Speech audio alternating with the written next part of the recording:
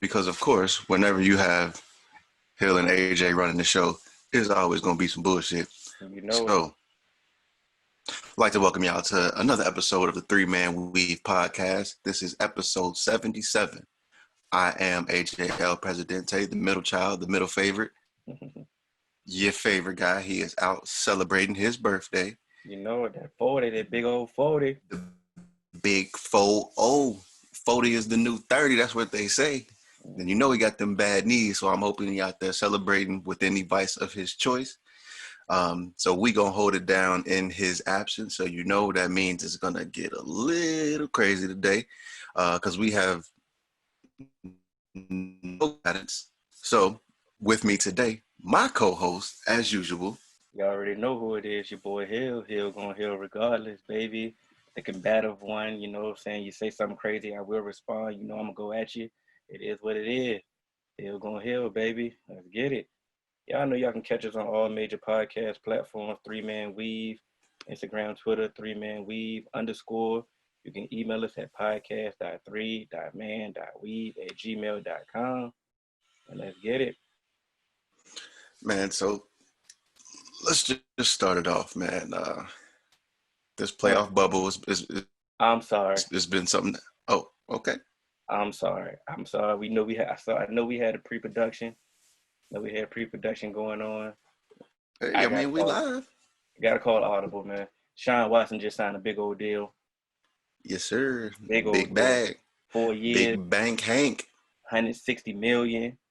You know, 39 a year. Didn't I don't really know the full details of it. It's an extension, and it's well deserved. You know, Deshaun Watson has been everything as advertised once he was drafted. Don't have an issue with him getting paid at all. He's been balling. He's been handcuffed by Bill O'Brien. That offensive line, they're just now trying to get it right. You know what I'm saying? So, I mean, it's well deserved. Well deserved. Go do. You can get your money. I'm not mad at that.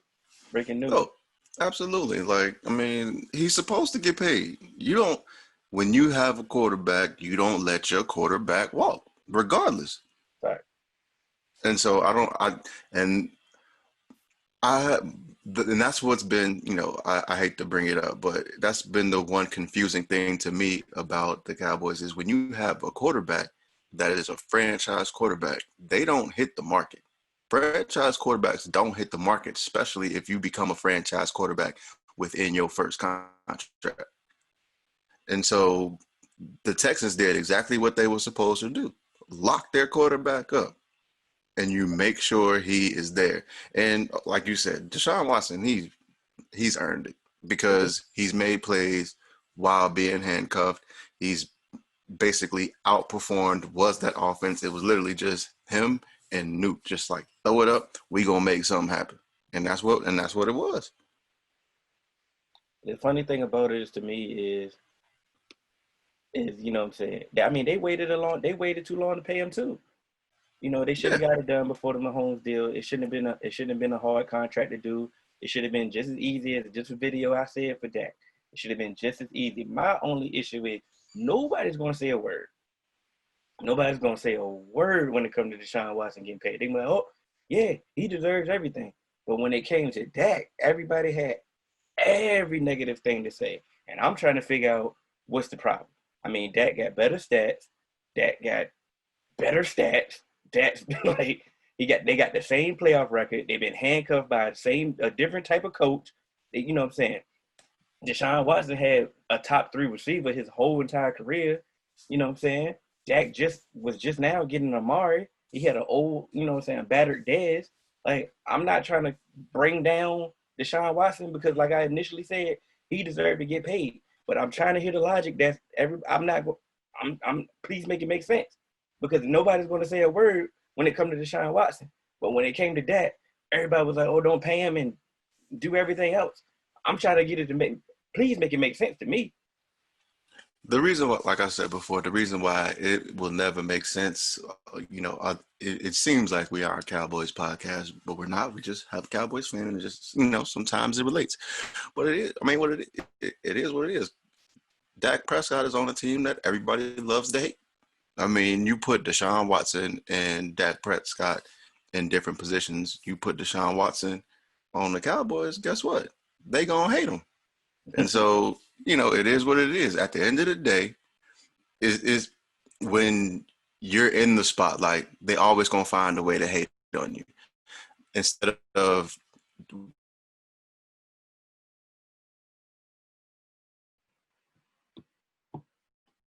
Somebody froze. down to it, blah, blah, blah, guess what? He doesn't do this. But it's not like Deshaun Watson is a Super Bowl champion. It's not like Deshaun Watson has, made it to the Super Bowl, performed every single time,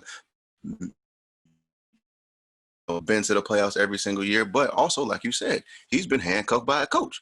Nobody wants, like we said last episode, man.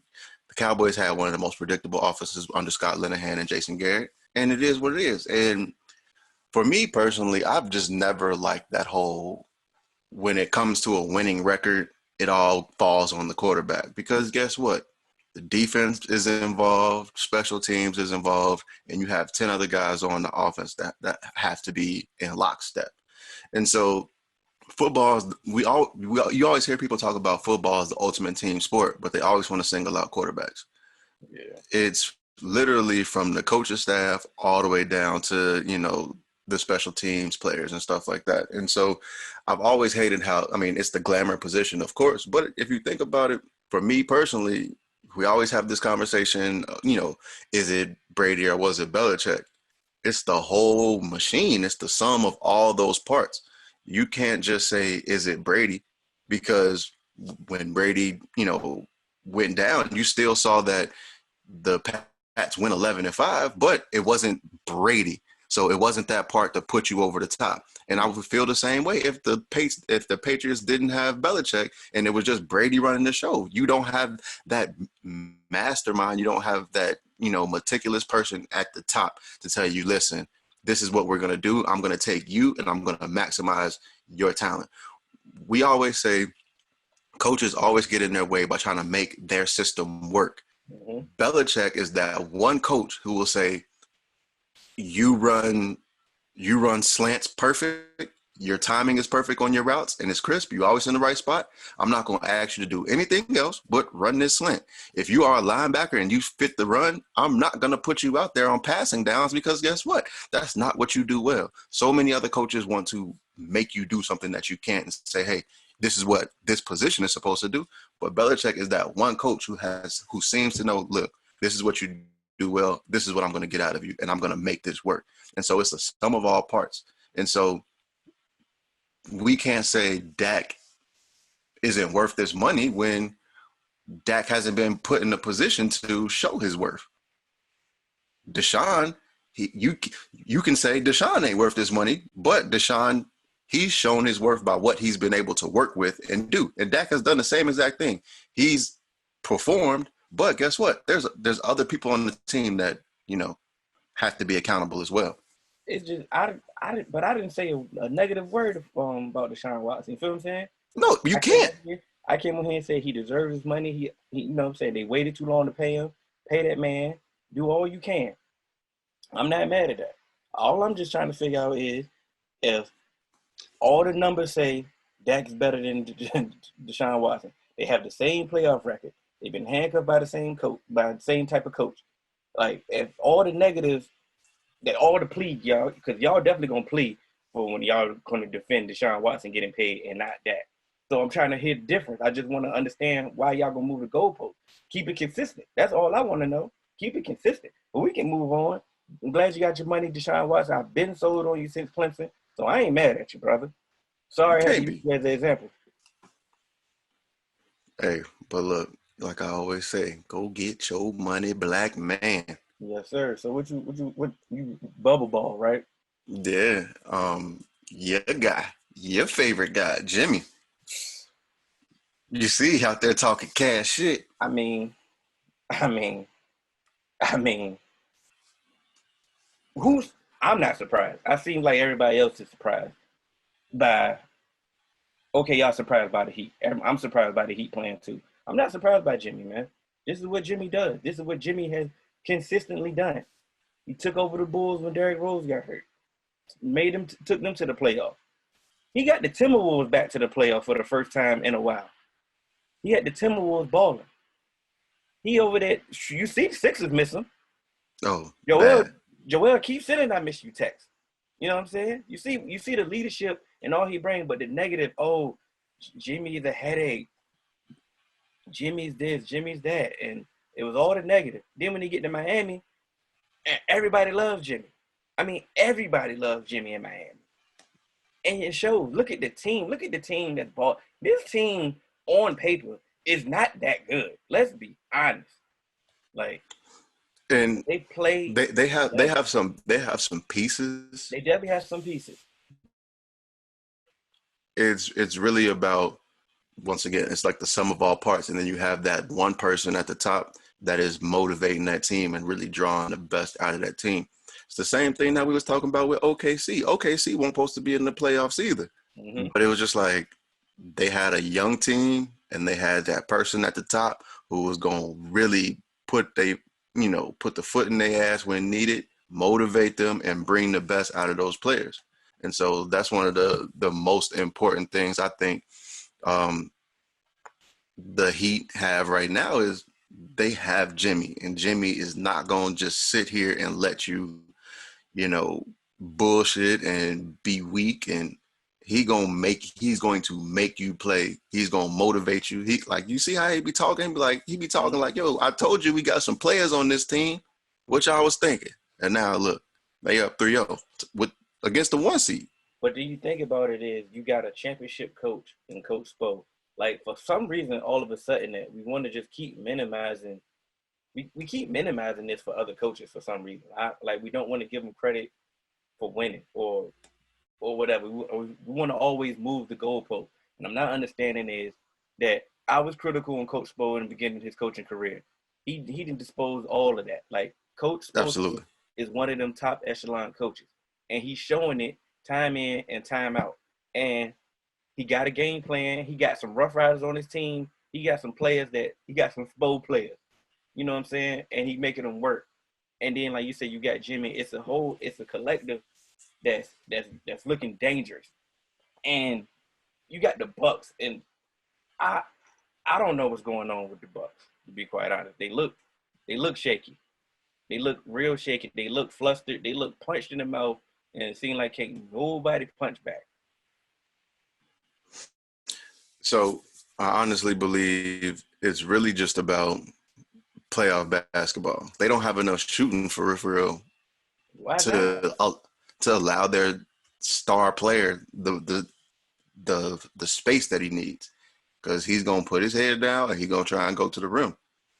I mean, yeah, they have players who can make a shot, but they don't have a player who can just sit down in the corner and just really drain threes when you need it. I'm not letting you allow that right now, AJ. I'm not allowing it. I'm just saying I can see it when Giannis go to the cup, bro. You see it. They've been spreading out. It's nothing but shooters on that team. It's nothing but shooters. Brooke can shoot. Kyle Korver can shoot. George Hill can shoot. Chris Middleton supposed to be an all-star. He can shoot. Eric Bledsoe can shoot. It's people that can space this floor. They just getting punched. They getting punched. Oh, no, absolutely. And they've been playing the same exact way all year. It's just now they're getting punched, and now all of a sudden they not getting punched. They're not punching back. They're a good defensive team. They're not allowing them to load up their defense. They run it when the Heat get the ball. They run it. Well, I mean, but that's the Giannis is still bullying. He's still 100%. But bucket. Where is his where is his help? Where's his number? Where's Middleton? What is Middleton doing? I mean, like I said during the last game, Chris Middleton just looked like that teacher that be balling a little bit too hard in the teacher versus student game, because he used to ball in high school. That's what he remind me of. Like, I know he's, now all-star. He's showing that he shoots. I just ain't really sold on him just because to me, it don't look like he got the heart for this moment. And that's where I had an issue with was it Richard Jefferson's statement that he made this week Yeah, that I, said I'm Giannis is more of a Pippen. He's not an MJ. He's more so he basically calling him a number two on a team, and he can't win. He's not the number one. That's the dumbest thing I've heard. and because what kills me is how can you say he's not a number one when we're talking about him being a Scottie Pippen when where's Giannis's Scottie Pippen? Because it ain't Middleton. That's my whole thing. You can't demote someone from their abilities because that, like you said, where is his help? Who is helping him out? So if he's not getting no help, no auxiliary help, then But if like you Giannis can only give you so much. If Giannis score 40, the team you still need a whole like at least another 50 points to be competitive. This ain't a high school game where you can win by scoring 40. now think about the debates that they had for the MVP all year, right? Bron, Giannis, and everybody kept the deciding factor has been Giannis is doing it by himself, right or wrong. Now, Absolutely. either you believe that or not, but that's been the consensus deciding factor for most people giving it to Giannis. They say, you know what? He doesn't have his second super. He doesn't have the AD like Bron had. He doesn't have the second superstar like Bron had. He's doing it by himself. So now when you out here and you in the playoffs where teams actually game planning and actually practicing for you to stop you, you can see that his sidekick is not coming up. Is not stepping up, and it's evident. I mean, we know Giannis has a limitation. He's been working on his jumper. Yes, he needs to continuously work on his jumper. We understand that. Handles, he need to get an ISO game as well. He actually what he really he needs a post game as well.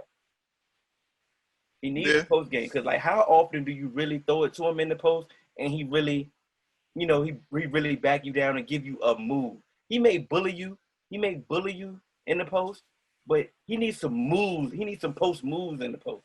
Yeah, because if now, like, if I'm You thinking about it, can't it's bully like everybody. you give him the ball at the top of the key, he gonna put his shoulder down, Euro step, and get to the bucket. Like, can he back you down? Can he give you a shimmy? Can he give you an up and under? Can he give you some moves down there? They can give you some easy buckets. Can slow this game down? And then and then that's also gonna like if you start him in the post, guess what? That's gonna collapse the defense. He can kick it out, and hopefully you can get some an NBA player in an open shot and expect them to hit it. I mean, There's a it's got difference to happen. between Budenholzer. This is what he does. He's a great regular season coach, and in the playoffs, when things get get a little hot, he don't really know how to handle that. Yeah. And the crazy thing, I want to say what happened in Kenosha. That's where in Wisconsin. Mm-hmm. I want to say that plays that had something to do with that with their mental state. I'm not giving them that excuse though.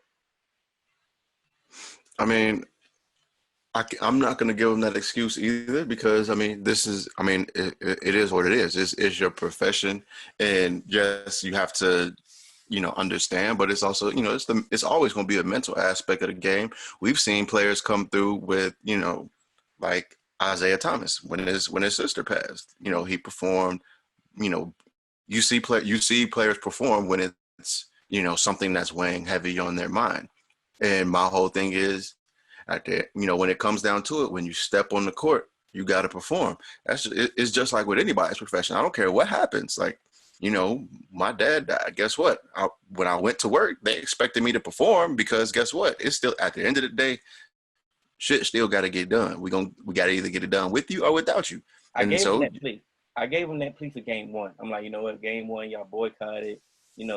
Still weighing heavy on your mind. I gave him that game one. Y'all was up game 2 and 3. yeah. Y'all was up, and And then y'all blew some leads. Like, and my whole thing is, I understand that it's in their backyard, but also everybody is in this bubble, and this is something that everybody has been talking about. It's been something that was been discussed since before going to the bubble. Mm-hmm. So my whole thing is, yeah, it may be in Wisconsin, it may be in y'all backyard, but guess what? It's a topic of discussion with everybody down in Orlando. So once again, I can't necessarily give you that pass because guess what? You're there. Yeah. Like you're there. Y'all, as an organization, as a league, that decision was made to go play in the bubble. So guess what? When something happens, we all got to deal with it. I gave him that plea for game one. Game one. Game 2 and 3, y'all had leads. It's out the window. Y'all had leads in game 2 and 3. Like you say, Jimmy took over last night in the fourth. Jimmy scored more in the fourth than the whole team. Like, come on now. Where your pride at some point? And it's funny how they're not reliant on Jimmy scoring big buckets, because at the end of when it comes down to it, Jimmy can have 40 and they can win. Jimmy can have 12, and though the sum, like I said, I'll keep coming back to it. The sum of all parts can beat you because he's gonna play regardless. He's gonna play his defense. He's gonna be active. Mm-hmm. And then you got like that Tyler Hero. I need to know who he grew up around, because he be hooping like, I mean, like he was at the park. And I'm not talking about at the country club. I'm talking about the park. And then Dragic, he got playoff experience. He's crafty. You got Bam. Like I said, Bam. He surprised me. Like, yeah, he was my most improved player. Yeah, same. And it's just like, and he's the one that, when you have a superstar, it's hard to stop him. But Bam has, like, the way that he's built with the size, his quickness and speed, he can give Giannis fits. Mm-hmm. I'm not necessarily saying he gonna hold Giannis to 10 points every game, but he's gonna make him work. And that alone is, like I said, we saw Giannis, get the defensive player of the year. So Giannis out there playing defense, and he still got to work on offense. Oh, he's spent. Then you still got Crowder and Iguodala, two defenders, crafty defenders with playoff experience. So this team is definitely built. They was built for the playoffs. Mm-hmm. They was built for the playoffs. And bubble ball. I don't even know if they was built for just for the playoffs. I think they might have been built for the Bucks, because it's almost like you can't do, it's almost like they negate every single thing that the Bucks can throw at you. Well, because they have. Hold on, if they built for the Bucks, then they are built for the playoffs, because now that's what I'm saying. Everybody that we just named, they match up against with any other team now. Yeah, true. Because I think just outside, the scoring prowess of Boston, but like you said, with these defenders, they can give Boston some hell. Boston has shocked me. I'm telling you, when you get Gordon Hayward out the way, bro, things can change. I've been saying that every chance I get in the Facebook group. They love playing without Gordon Hayward. Finally, you move this statue out the way, and you let them boys run and gun and play with space. You let Tatum eat. Kemba's eating. They are scrappy. Now they look like a scrappy contender. Yeah. I'm telling you, man, the only reason why Gordon is in there because he is the Boston's dream. He's their first since Larry Bird. They need him. That fan base wants Gordon Hayward. And literally, whenever Gordon Hayward's on the floor, y'all ain't going nowhere. Every time. They want him, but it's just they don't need him. And it's obvious. Look at Marcus Smart. Look at Marcus Smart playing. I really hate Marcus Smart's game. I hate everything about his game. And he draining threes. He gonna defend. But it's like they playing at a whole different level, and it's spooky. But did that last lucky game-winning shot from the Raptors that kept them alive, did that save them in this series? I think so. I think it, because it gives you hope, man. Like that's what you need. Mm-hmm. It literally gave the Raptors hope, and it kept it in there. And I mean, hey, that was a hell of a shot. Yeah. Oh, But like everything about that was perfect. Like that shit was like some movie shit where everything is slow motion. You just watch the ball go over. I'm like, he caught it in the shooting pocket, literally, like just like yeah. catch, bang. I'm like, wow. Yeah. I rolled off the couch on that one. I was like, God damn, And that I was mean, that was pretty. we was doing our draft, and we were like, "Oh Lord, woo!" Yeah, like, But and it's like I just think. Go ahead. it was crazy because the Raptors was balling before they got to the bubble. When they got in the bubble, they continuously balled, and they was looking real dangerous in the bubble. And then the playoffs started. Okay, cool. You had the Raptors. I mean, not the Raptors. You had the Nets. The Nets wasn't supposed to be there, and the Nets balled out. They it was tough.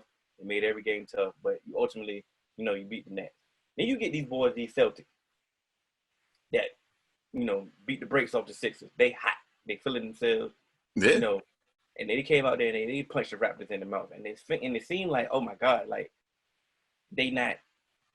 It was like, oh man, they forgot that they was champions all of a sudden.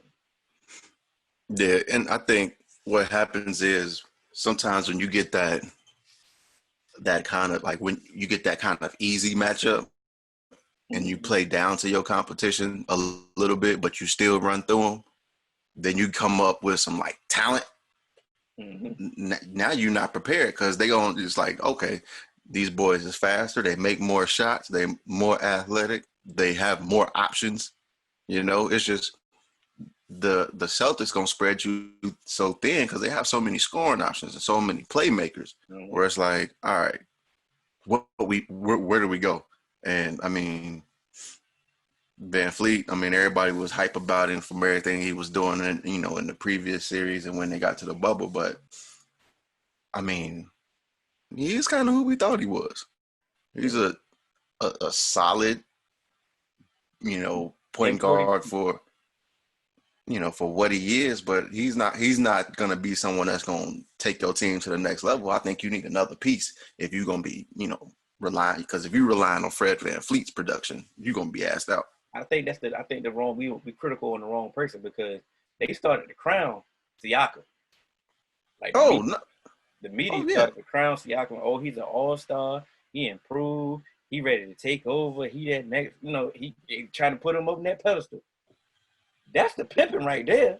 He clearly looking like a pimping. He ain't ready for superstar status at spicy all. pimping. He ain't ready for that at all, and it's showing. And cause they waiting for him every time they waiting for him to show up and just take over. And that's not him. That's not him. He's a number two. That's the Pippen right there. That's the statement should have went to. And they should have been critical on him because they need him to be somebody that he's not. And in this series, I'm sorry, it may not show up. But Oh no, it's not coming. Like I can tell you that now. It's over for that. but that last shot, it might have saved them for this series. They might make it, might extend this thing. Yeah, I think they'll make it tough. Now, But go ahead. no, go ahead, finish your drive. My fault. No, I was gonna transition to the next matchup, but I know Your that's where boy, you're going. your Huh? boy, the next matchup. Yeah. Do we really want to talk about the Clippers and the Nuggets? I mean, we can. Because I was We don't have disappointed. I to. was I was disappointed in the Nuggets game one. I'm not gonna lie to you. I was too, but I also think that they had to give so much in that Jazz series, and it was great. It was a great matchup. It was great, but then it's almost like now the Clippers is like, okay, now we have to play. They gave up so much, right? And just like Shaq said on Inside the NBA, he said, "Okay, where you traveling to? You're Yeah, going right to your room." So you gave up so much, right? But they minimized the travel aspect. that's You true. like that go on the plane and travel, jet lag and all that. Yeah, you do for a letdown game after that, but you went to your room, and now it's time to elevate your game. Like first of all, You really should have went 7 games with the Jazz. Let's be honest. You're supposed Yeah. to be the better team. You was down 3-1. Let's be honest. You never supposed to been that. And my whole thing, like with the Nuggets, that like to me, the Nuggets are almost kind of like the Clippers, where it's like, I mean, not the Clippers, but the Celtics, where you have so much talent. Mm-hmm. Like it's a bunch of younger players now, and they starting to really come up. But with the options that they have with Murray, Jokic, I mean Michael Porter Jr. looking like who, like what like they said Michael Porter Jr. was going to look like, Mm-hmm. and it's just like, okay, you have all these options. You shouldn't be this close. You shouldn't be, like you said, fighting with because it was almost like it was literally when in that series with the Jazz, it was like you have all these options, but y'all letting Donovan Mitchell just keep them in the entire series. And that's what good teams do, though. You're supposed to put your foot on the neck and you're supposed to end it. You're supposed to run through everybody early. You feel me? And they didn't do that. And so now I think we're starting to see, do they really even have that in them? But my thing is though, we really just seen the Clippers just struggle with the Mavs. Yeah, they struggle with Luka. Luka is a different boy. You know what I'm saying? Different. But outside of Luka, you feel what I'm saying? Outside of Luka, what are we saying? Yeah. Because KP was out, and they won a game without KP, without Porzingis. So my thing is, I was so disappointed in the Nuggets in Game 1 that they just lost all. Like they can make it tough. They can stretch it to 5-6 games, make it tough. But I'm so disappointed in them Game 1 that I just have zero faith in them in this series to do anything. And I mean, Game 1 is definitely how you set the tone. So I mean, if you come out flat like that in Game 1, and I don't see like you don't have that superstar where it's like, okay, guess what? Move out the way. I'm gonna take over. Then you gotta worry because it's like, okay, you behind the 8 ball because like 9 times out of 10, not 9 times out of 10, but statistics show if you take Game 1, you have a really high chance of winning the series. Mm-hmm. And you just you gave up that game. So now you always gonna be behind the 8 ball because guess what? You can't have a letdown Game 2 now. You they always talk about must-win games, but game 2 is very important because guess what? You lose Game 2, that's 2 games. You literally have a slim margin for error. And especially going against a team that people are picking anyway. So it's like you need to come out firing. You can't have any missteps. You can't come out flat. And I just don't understand how when it's do or die playoff time. This ain't regular season. Like we know what's on the line. If you want to be a championship team, you got to come out firing. Mm-hmm. What happened? That's what, like I said, you took the words out of my mouth. Like I said, I lost all faith in the Nuggets, and it is what it is. See you next year. see you next year. But what I really want to get to, I want to get to your boy, your boy, the former point guard. The guy Steve Nash has become the head coach of the Brooklyn Nets. A lot of it was a controversial hire. Let's go ahead and just get that out of the way. It was a controversial hire.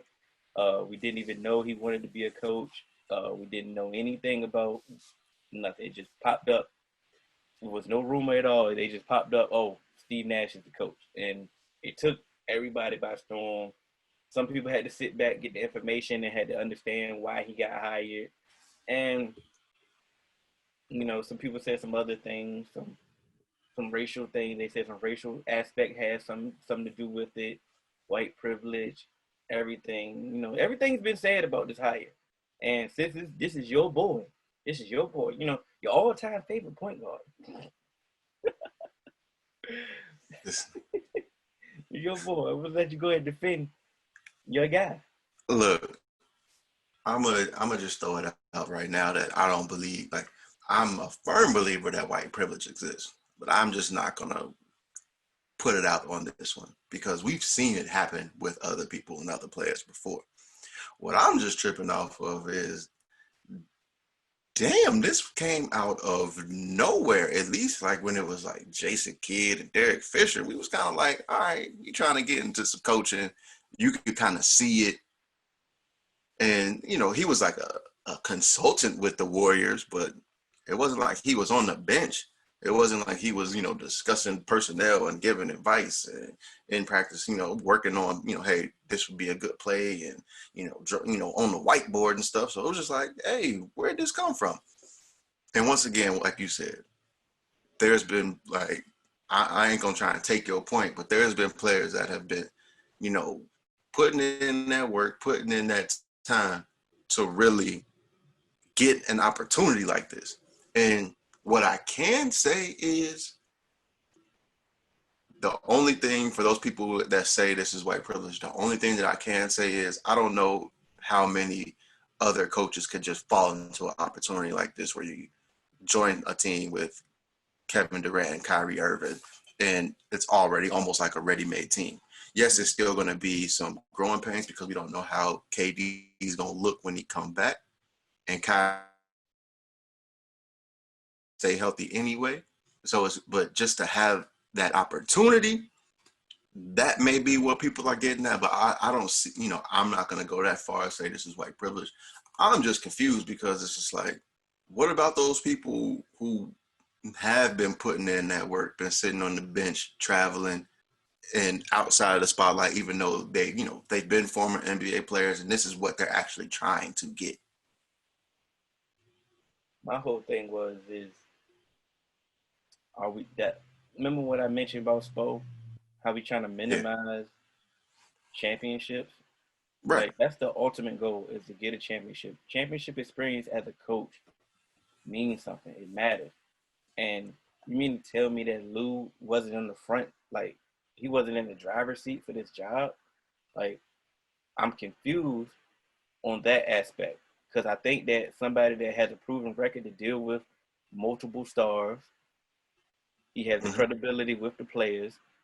You know, he's won a championship as a coach. He's won a championship as a player. Like he He's been there. he's been there. He got it all, and he doesn't get the job. Okay, cool. That's fine. So you're hoping that the relationship that Steve Nash has with the GM and Kevin Durant, hoping that the IQ that he has can, he can lean that towards, he can give some of that to Kyrie. You're hoping that it works. You're hoping that it works. But when, like, I mean, some people gamble and it may work. Hey, Right. Steve Kerr didn't have coaching experiences either. And he took a ready made team and he took them over the top. He made some adjustments, took them over the top. I mean, it happened. I'm just saying, I mean, relationships matter. We know relationships matter. It is what it is. We're not even going to fake it, funk it, none of that. It's just relationships do matter. All I am going to say is I've been consistent across the board in the NFL, in baseball, hockey, soccer. I don't care. I want my coach to have paid his dues. I want him to pay some type of dues, some type of coordinator, some type of position coach, some type of coaching position, some type of coaching experience. Because Pay to the me, dues. because it's more, because it's more than just sitting on the bench and saying, hey, the X's and O's. It's also managing personalities. It's also really understanding, the management of the actual game. Sometimes you can't get that. It's easy to say, oh, this is what you gotta do, this is what you should do, this is what you do.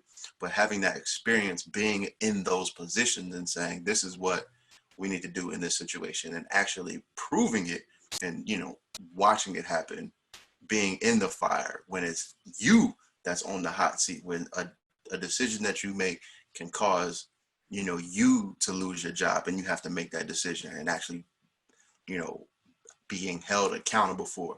That's something that you can't get by just sitting on the sideline, because it's a lot, and it's real easy for people to say, oh, I'd have did this in that situation. But would you have done that, trying to manage personalities, manage a team, you know please your players, and maintain your job, things like that? So it's not just hindsight 2020 an armchair quarterback, and it's really being in that fire. That's why I want somebody to have experience. I don't want somebody just to come out from, you know, the woods and just say, okay, I'm the coach now. I kind of want you to kind of, have been close to the game at least recently. Because to me, they're going to be a media team next year. It's going to be they're going to be one of them headline team every week. Oh, they have instant championship aspirations. Aspirations is all that's basketball, but I'm talking about the media. Kevin Durant's going to say something after the game. Kyrie's going to say something after the game. What are they going to do with Cavis LeVert? Dinwiddie's coming back. They're going to have a basketball chemistry issue per se, and it's going to be played out through the media, right? And Steve Nash has been like a media darling, like his whole career. Like all the criticism that Phoenix got was for D'Antoni, or his system, but they never said a negative word about Steve Nash. How is he going to handle this negativity, or how is he going to handle a tough situation when he's never been in that? He's never had to deal with that. I'm just saying. And not even a tough situation. How's he gonna deal with KD and Kyrie, two of the most temperamental players that are in this league? But he has a relationship with him, a friendly relationship with him. Like, some people can't handle criticism. Exactly, and it's different when you giving me advice and you're not necessarily my coach. You just saying, hey, after the fact, oh, maybe you should do this, this, and this, and we can talk it out. In the heat of the moment in the games, when Kyrie is over there dribbling the air out of the ball and KD wants, feels like he should have the ball or something like that, or somebody misses a shot and you tell KD to relax or whatever the case may be. These two players are emotional. You can say something to them and who knows, you might lose them. And it's real easy to say, oh, we have a relationship, but it's been a personal relationship. Now this is business. Mm-hmm. And that's when things are always blown up, when you take a personal relationship and you make it business. Not everybody can do that because people still have that personal relationship mindset when it comes to business. And so that's when people like KD and Kyrie might fizzle out. But the thing about it is, you have somebody with Tyronn Lue that has handled two major personalities, so he knows he can lean on his experience in this department when it comes towards him. But you got somebody like Steve Nash that hasn't done that, and it's going to happen. Like, this is the Brooklyn Nets in the media capital in New York. These are a championship aspiration team. This is an instant contender. Instantly, they haven't even played a game yet. And the moment they signed, they became contenders. So these are expectations that you got to deliver on. How do you handle that when you haven't done that in your career or in coaching? But hey, it happens. I mean, good luck to you. Like I said, I personally hate Steve Nash, but I had to take my personal hate for Steve Nash out the way, and I had to lean on my logic. I need coaching experience. I don't care how long you had coaching experience. I don't care how long you had it. I just want some type of experience. I want you to go through some type. I want the criteria to be clear. You feel what I'm saying? I don't want it to be that, oh yeah, we went to happy hour. We had a great time. You know what? I'm about to make you the coach, bro. You know what I'm saying? I don't want that. I wouldn't have minded this hire for a young team where it's like, okay, we're gonna give you a shot because we need to infuse some life in this organization. We need to try something new, and hopefully you can bring a new perspective because we're a young team. We ain't been winning, things like that. I'm not bringing, like you said, it's championship or bust. Like if Giannis leave Milwaukee, and then you got KD and Kyrie, they're not gonna ain't no we just didn't come out. No, your expectations are to be the number one seed and to win this all next season. It ain't no Kevin Durant ain't he's not all the way back. No, ain't nobody trying to hear that. I'm glad you said that. I'm sorry I had to cut you off. We had in our Facebook group, It was a hypothetical question, and I already answered it. Me too. I said, okay, so no, it's already in there. But yeah, if Giannis leaves, No. We can answer because not everybody's in the Facebook group that listen to us. Like, I'm so cool with answering. hypothetically, he said if Giannis leaves, and I think he said, did he say the Warriors? Yep, go to the Did he Warriors. specifically say the Warriors? Yes, I believe he specifically said the Golden So State Warriors. if he leaves, is he going to get the same criticism that Bron and KD had? And I responded, oh, we are not giving Giannis a pass at all. And I even threw in, if he goes to Miami, which is a possibility, has been thrown out there as well because they have a lot of cap space next offseason. Like, he's going to look like a ho-ho, period, leaving Milwaukee. So I'm going to be consistent because for me personally, like I said, I've always been I try to be on the side of the players when it comes to player versus organization. Because to me, regardless of what's going on and how devoted and how much of a team player you are, that team, they can trade you, they can cut you at the drop of a dime, regardless of what you've given to that city and what you've given to that franchise. So for me, throughout your tenure, if I feel like you aren't necessarily doing any, what the necessary steps to get over the hump, although arguments can be made about Giannis, but if I feel like this isn't where we're not on the same path, we're not on the same, trajectory for this common goal, I have no issues with players leaving. Hold on. Shit. Well, but yeah, I have no issue with players leaving because guess what? Half the time, you're not necessarily where you may have wanted to be. You when you come in, they draft you. The draft, you can't say, hey, I like this team, I like this franchise, I like what they're building for this common goal. They draft you and say, this is where you're gonna be. And so in the NBA, how it goes, most of the time after that first you're gonna re-sign that first time just because the amount of money that you can get is just I won't say astronomically greater, but you get a nice pretty penny if you just re-sign to where you're at. And so majority of the time that star player is going to re-sign after that first contract. But after that, they on the move, baby. And guess what? The way the timing is, I don't have no issue with it. And my whole thing is, if I'm sitting here on the sidelines and I'm watching, some pickup games, and the team that's winning, they done ran through everybody. They done, beat everybody 5 games in a row. They didn't run it off. One of their players, they leave and they're like, yo, we need one. And I'm the best nigga left. I'm like, all right, pick me up. I'm just supposed to just make it, he's just supposed to go to the Suns. Who we supposed to go to? I believe it's different because I believe the GM is going to actually do something in his power to make him stay, make him, they're going to find a piece. They're going to find a way to find another piece. I believe that.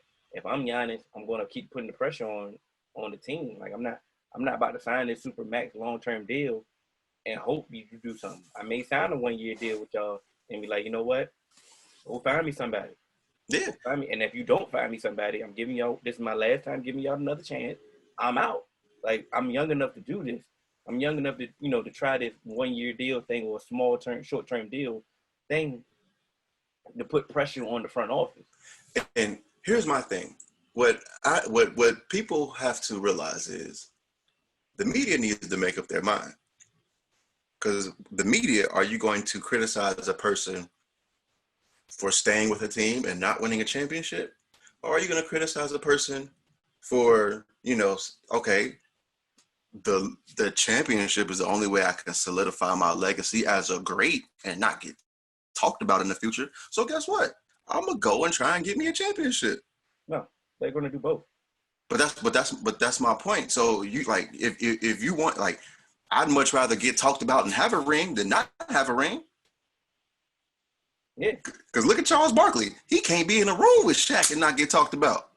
Yeah, which is is getting a little corny, like I said, but I mean, it's still And it's funny. like you can be an all-time great player, but you'll get the yeah, but like Yeah. I was one of the best to ever do this. Hmm.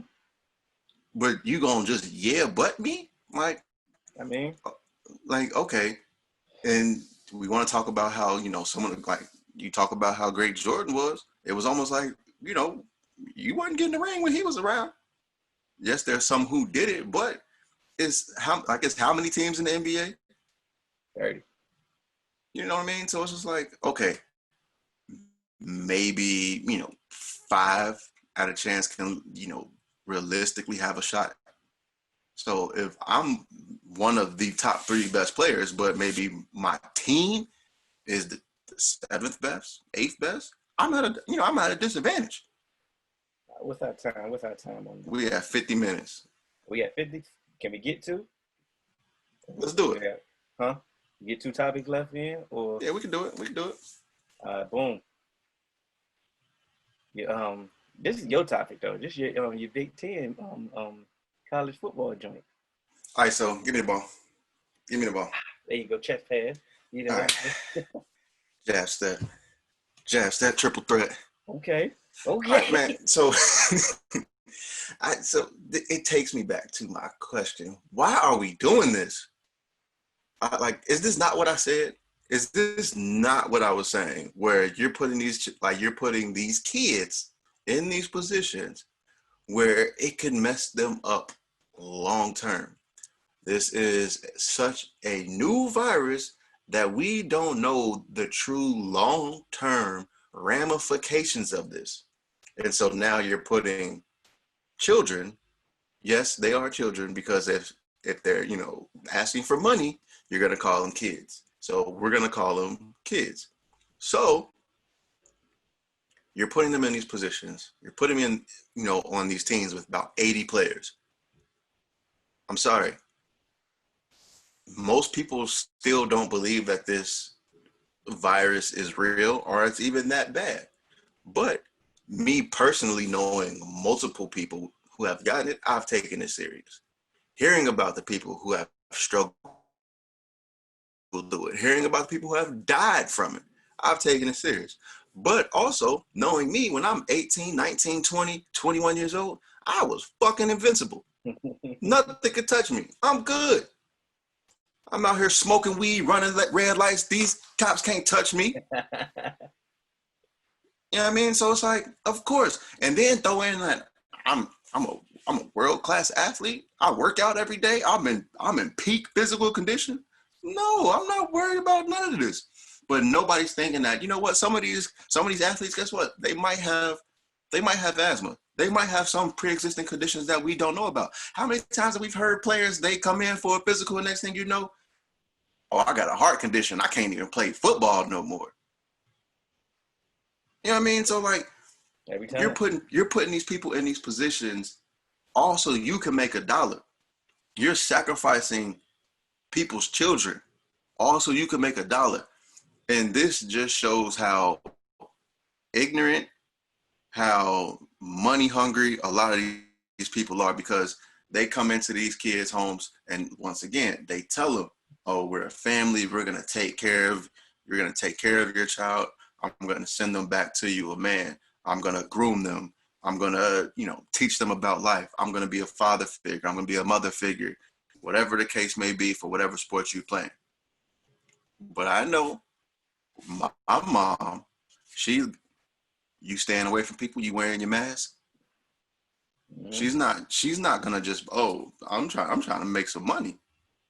And you can't tell, and you can't tell these athletes not to play, because guess what? You tell athletes to do this all the time. You tell them to put their health to the side. You tell them to play through injuries. You tell them to play when they hurt. You tell them to fight through it. So this is ingrained in them. Mm-hmm. Once again, the adults have to step up and say, no, you telling me 30% to 35% of players in one league have the same heart condition. It's not like just It's not just like 30 to 35% of players, have, gotten COVID and recovered. No, you have a condition that stems from it. And I believe this condition affects the heart. Mm-hmm. The most important the most important thing in our body is your heart, because that's literally what keeps everything running. It's your engine. And just like, the funny thing about it, just like when we were talking about the combine, and Cannon said, how y'all finding out some of these heart conditions and some of these conditions some now at the physical, at the combine, but you couldn't figure it out then? That's what he said, right? Loosely. Yeah. Now all of a sudden you're finding out about a heart condition that's attributed it to this disease, this virus, and y'all still trying to find a way to play. Like, you're not gonna do your own. This is the part that pisses me off. We both parents. You're not gonna do your own child like this. So why are you doing other people's kids like this? This is terrible. And that's the sad part about it. Y'all can wait. This money is not going nowhere. It's going to come. It may come back faster next go around. So let me just read this to you real quick, because I just wanted to make sure. So myocarditis is inflammation of the middle layer of the heart wall. Myocarditis is usually caused by a viral infection. As we know, a severe case can weaken the heart, which can lead to heart failure, abnormal heartbeat, and sudden death. What? Like, yeah, they talk about, it, is, can be resolved, within months. But why are we putting people at risk for this, for other people's enjoyment, just to watch football? Like I said before, kids. Like I said before, I don't mind the NFL going back, because they have, they have a players union, they have reps, people speak for them, they're making money. But you're telling me you're putting free labor out there to get hurt, to get this? Like, so not only do I have to play with, always knowing that I can just get hurt and I have I have nothing to show for it, but now I could get a heart condition and I could possibly die just so I could play football and you billions? Nah, man, I ain't with that. So by the time this comes out, it'll be the week of the opening week in the NFL. And we normally, you know how we normally do. We normally give our prediction, and we ain't gonna drag it out. We ain't gonna break down the whole playoff. We just gonna go straight to it, straight to the final. Cannon gonna get y'all as well. I want to know Super Bowl prediction right now. AJ, let's go. I have no fucking clue. And I feel you. Bro, this has been like, I literally just realized, like, when we said, oh, we have our fantasy draft coming up, like, oh shit, it's like about to be really football. Because it's just like, this has been such a quiet off season, because nobody had OTAs, mini camps, you didn't hear no rumblings. So all I can say is I gotta go to Chiefs, because did they get worse? Chiefs versus who though? Chiefs versus damn. I'm gonna do Chiefs versus Minnesota Vikings. Okay. I kind of like that though. Because Minnesota definitely rebuilt. They rebuilt so quick on the fly with either equal or better players, and they had a cap issue. Crazy. And that GM definitely deserves some credit for that one. But Yeah. He ain't gonna get it. I have thought about this, and I got the Ravens going to the Super Bowl, getting over that hump. I got the Saints finally getting over that hump. Yeah, that's what I wanted to go with, but it's just like, it's hard. It's hard, especially seeing the way that they've been knocked out the last couple of years, man. And with Drew Brees getting older, I just don't know. My thing about it, my logic is, with this shortened off season with no OTAs, no mini camp. It saves his arm. Not even that. There's abbreviated training camp with no preseason games, no nothing. Continuity is going to be key for most. Yeah, that's why I got to go to Chiefs because it's like. And I like the Chiefs. I'm not going to Chiefs because I told you about how I feel about the Chiefs. How I feel, even though they had a magnificent offseason, they probably did everything perfect. They did everything better. They may even be technically a better team on paper this time. I just feel that they're going to be the hunted now. Everybody knows about them. They're going to just. Everybody know about them before. Yeah, and they lost. And then they won. Yeah, I mean. But who did they play to get there? You feel what I'm saying? They didn't play. They didn't play the teams with a championship pedigree in the playoffs. They played the Titans, and they played the Texans. See what I'm saying? Two teams that they thought up in the playoffs. I mean, we said we weren't gonna drag this out, but out of the AFC, who else really gonna give them hell outside of the Ravens? That's why I'm picking the Ravens. Okay. That's why I'm picking the Ravens. I'm not about to say they about to fall off the cliff. Oh no, I get you. I'm just saying, like with the target on their back. That's what I'm saying. Like, I mean, because I'm just going off of. You going off continuity? I'm going off continuity, right? The Ravens improved their team all across the board. They got Calais Campbell. They had a magnificent draft. They got weapons galore now. Like and they still have the same core of their team. So they can get better. They can actually get better than what they was. That's why I have them. And then I got the Saints continuity. They got better as well. They had a great draft. They got another weapon outside of Michael Thomas finally. You know what I'm saying? The defense, Marshawn Lattimore has an actual capable corner over there on the at the number 2. The safety, they brought Malcolm Jenkins in back. That Emmanuel Sanders signing is really, really big. Going to be key. And that's why I do like the Saints. But, you know, sometimes it's usually always one team where it's like, oh, we didn't really expect you to get there. That's why I'm going to Vikings. And I like I said, I like the Vikings move. Like I said, they replaced everybody they got rid of, and they either equal or either upgraded. Their secondary was trash. The corners was trash last year anyway, so everybody's an upgrade now. Right. You know. So, yeah, I like the Vikings. Especially brought in Ngakoue. And he at this point, he may be an upgrade over Everson Griffin. Everson Griffin, yep. So you match him with the Neil Hunter. Well, come on, man. That's scary. Man. With that defense. That's scary. In that division, that I'm not sold on. Yeah. Well, you know, it's episode 77. You know, that's AJ. I'm Hill.